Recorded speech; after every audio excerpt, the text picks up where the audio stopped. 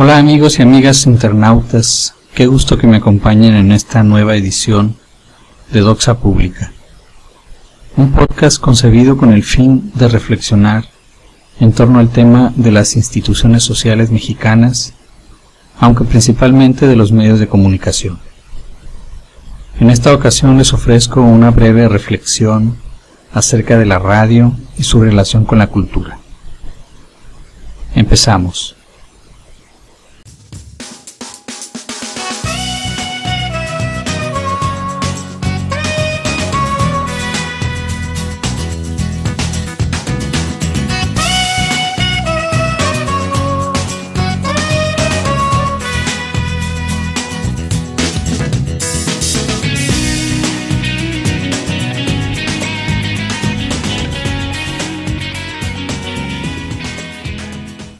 La radio es el medio de comunicación por el cual es transmitida la voz humana a distancia, sin el uso de cables, sino a través de ondas hertzianas.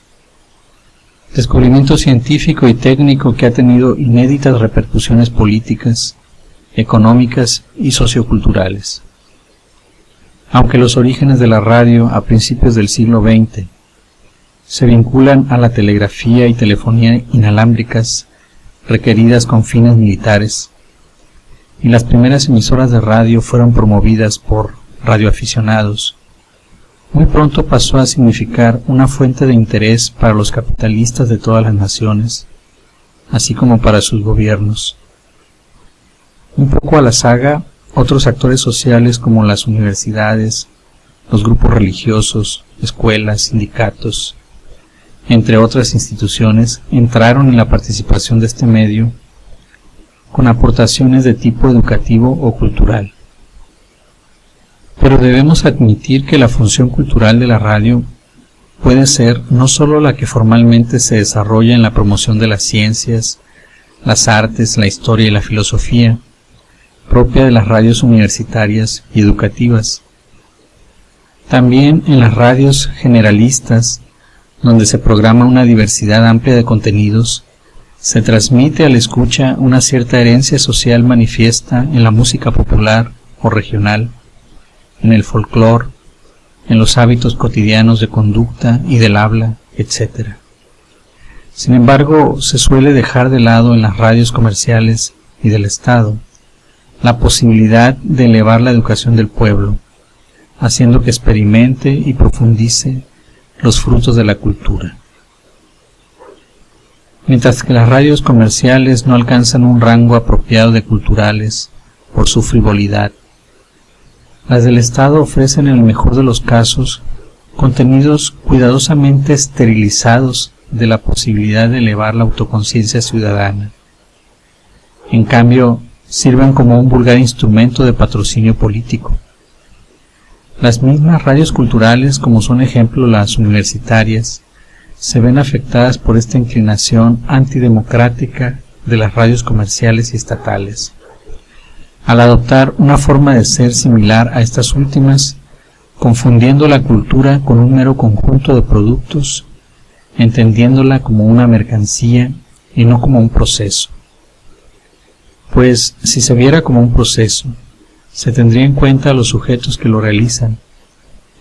Así que no puede haber una radio propiamente cultural si privilegia los resultados de la cultura por encima de sus creadores, de la gente. La radio cultural debe ser intrínsecamente popular. En este sentido, tal vez sean más culturales las radios comunitarias o las creadas por asociaciones civiles. En ellas importan más los sujetos que los objetos culturales, como actores de la cultura y no meros receptores pasivos. En ellas existe un encuentro verdadero entre los miembros de la comunidad, que es el fin de la comunicación, y que paradójicamente se pierde en las radios comerciales y públicas. Quizás sean más culturales porque en ellas la cultura adquiere su forma más noble, más genuina, al trascender su función de meras transmisoras de la herencia social y proponer la creación colectiva de nuevas formas de vida más adecuadas a su existencia.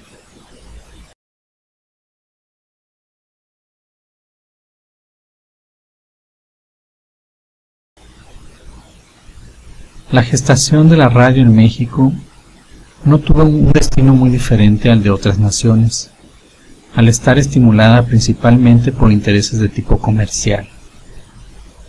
La radio comercial es la que domina cabalmente por casi 40 años desde su aparición en 1923, cuando salen al aire las primeras emisoras, la CIL, llamada El Universal Ilustrado, la Casa del Radio, y la CIB, El Buen Tono, pasando por las que en la década de los 30 serían las dos más grandes de la industria, la XCW, que nace en 1930, y la XCQ, fundada en 1938. Hasta la década de los 60, cuando el gobierno mexicano se decide a participar como emisor en forma reglamentada a través de la promulgación de la Ley Federal de Radio y Televisión, en la que se especifica que el Estado cuenta con el 12.5% del tiempo de transmisión de los canales comerciales. Luego, a partir de la década de los 70, comienza también a impulsarse el surgimiento de radios públicas, ya sean del Estado o universitarias. El desarrollo de la industria radiofónica mexicana se cimentó en la conjugación de capital mexicano y extranjero. El primero de estos capitales lo aportaron miembros de las clases ricas, porfiristas, que al ser vencidos políticamente en la Revolución Mexicana, encontraron en la industria de la radio una forma de invertir su capital sin ser afectados por las nuevas leyes constitucionales.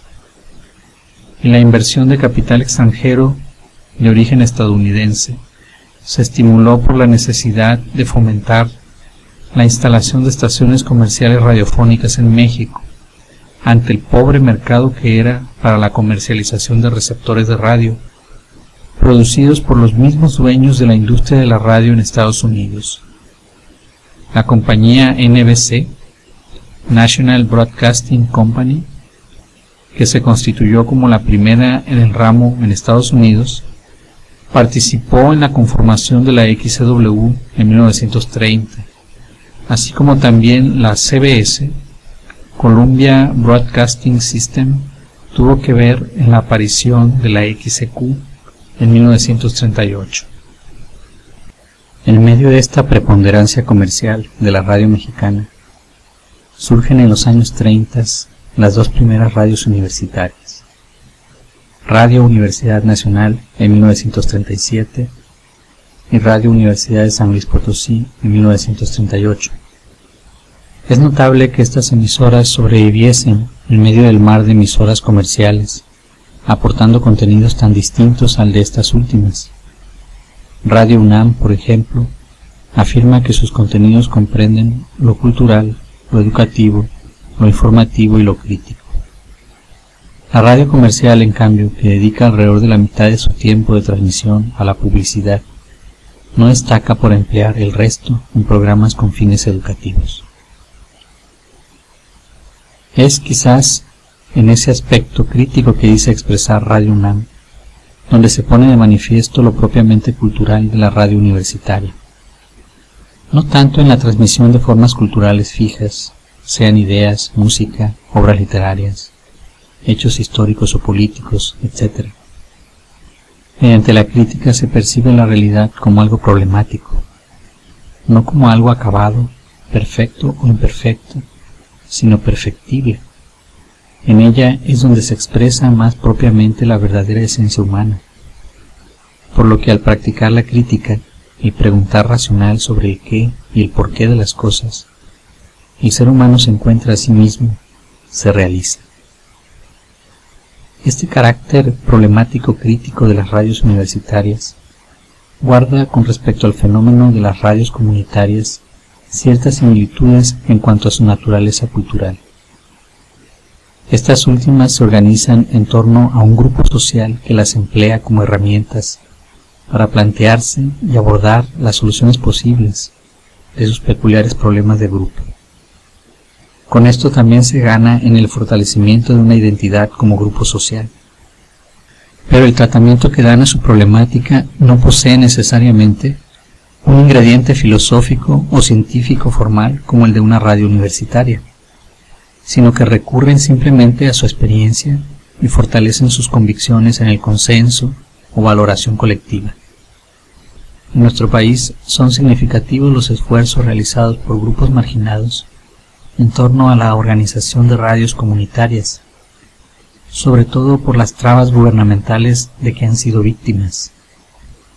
La Voladora Radio, ubicada en Amecameca, Estado de México, que inició sus emisiones con el objetivo de informar oportunamente sobre la actividad del Popocatépetl, ha terminado por ser más que un simple medio informativo, un espacio para la discusión de los políticos en campaña frente a la opinión de la población, entre otras funciones.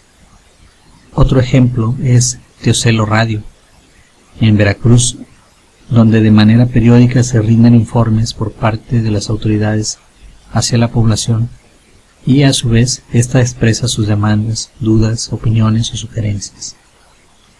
Radio Bemba, en Hermosillo, Sonora, que a principios de 2007 ha participado con el ayuntamiento en talleres de radio en las colonias con mayores conflictos, donde los jóvenes debaten en torno a temas como las adicciones, la violencia y la salud sexual y reproductiva. Y podríamos mencionar otros casos en diversas latitudes del país.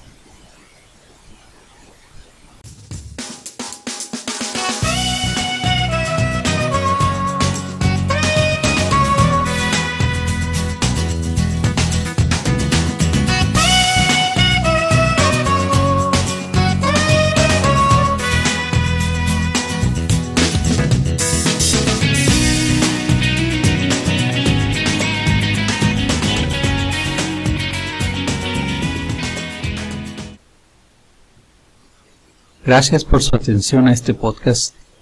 Les recuerdo que pueden seguir la publicación de este a través de mis redes sociales, Facebook con el nombre de página agora.red y Twitter en la cuenta @szmauricio. Los acompañó Mauricio Enríquez. Hasta la próxima.